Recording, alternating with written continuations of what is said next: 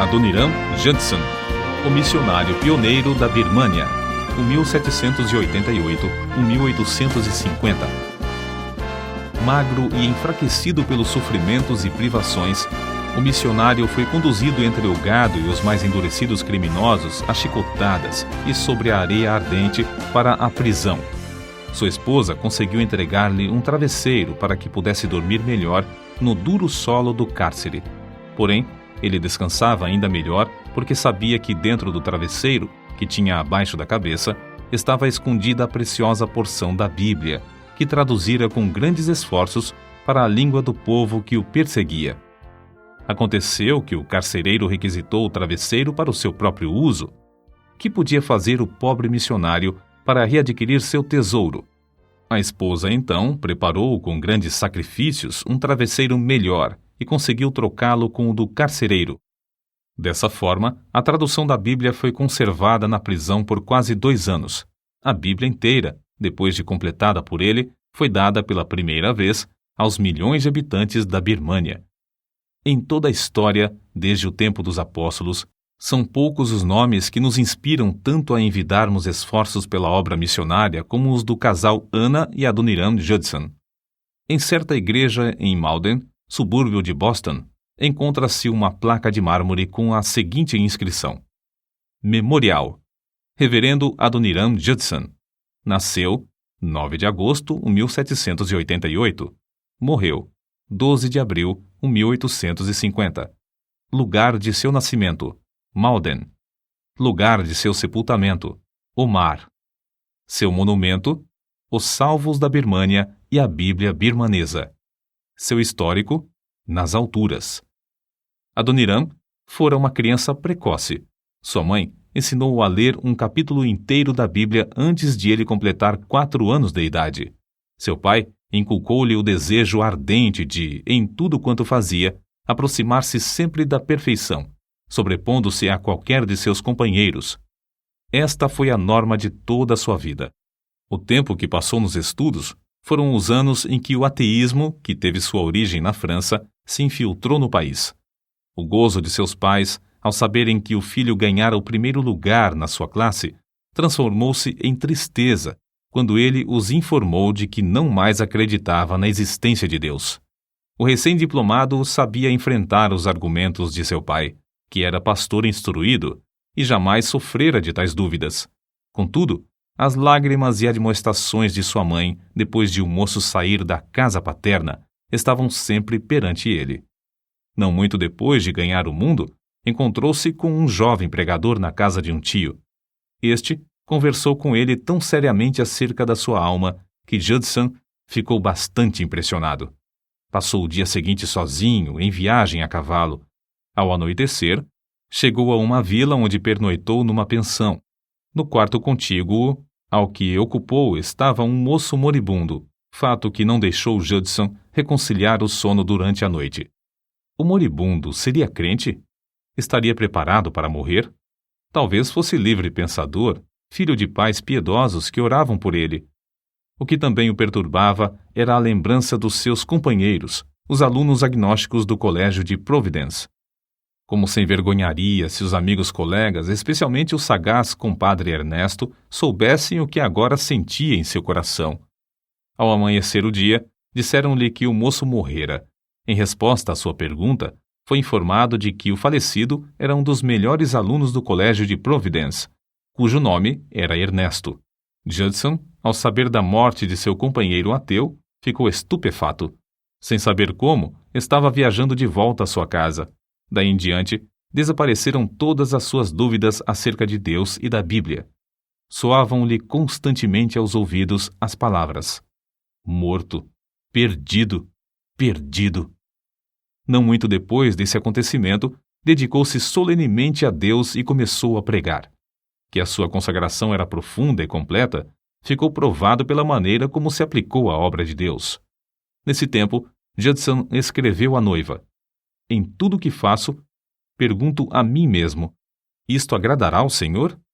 Hoje alcancei maior grau do gozo de Deus, tenho sentido grande alegria perante o seu trono. É assim que Judson nos conta a sua chamada para o serviço missionário. Foi quando andava num lugar solitário, na floresta, meditando e orando sobre o assunto e quase resolvido abandonar a ideia, que me foi dada a ordem: ide por todo o mundo e pregai o evangelho a toda a criatura. Este assunto foi-me apresentado tão claramente e com tanta força que resolvi obedecer, apesar dos obstáculos que se apresentaram diante de mim. Judson, com 4 dos seus colegas, reuniram-se junto a um montão de feno para orar e ali solenemente dedicar perante Deus suas vidas e levar o evangelho aos confins da terra. Não havia qualquer junta de missões para os enviar. Contudo, Deus honrou a dedicação dos moços, tocando nos corações dos crentes para suprirem o dinheiro. Judson foi chamado, então, a ocupar um lugar no corpo docente da Universidade de Brown, mas recusou o convite. Depois, foi chamado a pastorear uma das maiores igrejas da América do Norte. Este convite também foi rejeitado. Foi grande o desapontamento de seu pai e o choro de sua mãe e irmã ao saberem que Judson se oferecera para a obra de Deus no estrangeiro, onde nunca fora proclamado o Evangelho. A esposa de Judson mostrou ainda mais heroísmo porque era a primeira mulher que sairia dos Estados Unidos como missionária. Com a idade de 16 anos, teve a sua primeira experiência religiosa. Vivia tão entregue à vaidade que seus conhecidos receavam o castigo repentino de Deus sobre ela. Então, em certo domingo, enquanto se preparava para o culto, ficou profundamente comovida com as palavras: aquela que vive nos prazeres, apesar de viver, está morta. Acerca da sua vida transformada, escreveu-lhe ela mais tarde: eu desfrutava dia após dia a doce comunhão com o bendito Deus. No coração, sentia o amor que me ligava aos crentes de todas as denominações. Achei as sagradas escrituras doces ao paladar. Senti tão grande sede de conhecer as coisas religiosas que, frequentemente, passava quase noites inteiras lendo. Todo o ardor que mostrara na vida mundana, agora o sentia na obra de Cristo. Por alguns anos, antes de aceitar a chamada missionária, era professora e se esforçava em ganhar os alunos para Cristo. Adoniram, depois de despedir-se de seus pais para iniciar sua viagem à Índia, foi acompanhado até Boston por seu irmão, Eunathan, moço ainda não salvo. No caminho, os dois apearam dos seus cavalos, entraram na floresta e lá, de joelhos, Adoniram rogou a Deus que salvasse seu irmão. 4 dias depois, os dois se separaram para não se verem mais neste mundo. Alguns anos mais tarde, entretanto, Adoniram teve notícias de que seu irmão recebera também a herança no reino de Deus. Judson e sua esposa embarcaram para a Índia em 1812, passando 4 meses a bordo do navio. Aproveitando essa oportunidade para estudar, os dois chegaram a compreender que o batismo bíblico é por imersão, e não por aspersão, como a sua igreja o praticava. Não considerando a oposição de seus muitos conhecidos, nem o sustento que deles recebiam, não vacilaram em informar-lhes acerca do resultado de seus estudos, e decidiram batizar-se por imersão no porto de desembarque em Calcutá. Expulsos logo dessa cidade por causa da situação política, fugiram de país em país. Por fim, 17 longos meses depois de partirem da América, chegaram a Rangoon, na Birmânia. Judson estava quase exausto por causa dos horrores que sofrera a bordo.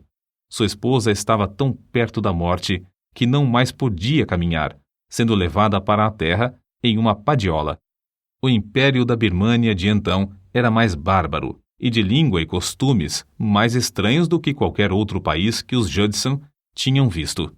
Ao desembarcarem os dois, em resposta às orações feitas durante as longas vigílias da noite, foram sustentados por uma fé invencível e pelo amor divino que os levava a sacrificar tudo para que a gloriosa luz do Evangelho raiasse também nas almas dos habitantes desse país.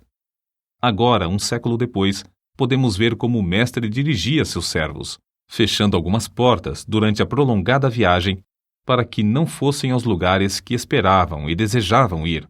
Hoje, pode-se ver claramente que Rangoon, o porto principal da Birmânia, era justamente o ponto mais estratégico para iniciar a ofensiva da Igreja de Cristo contra o paganismo no continente asiático.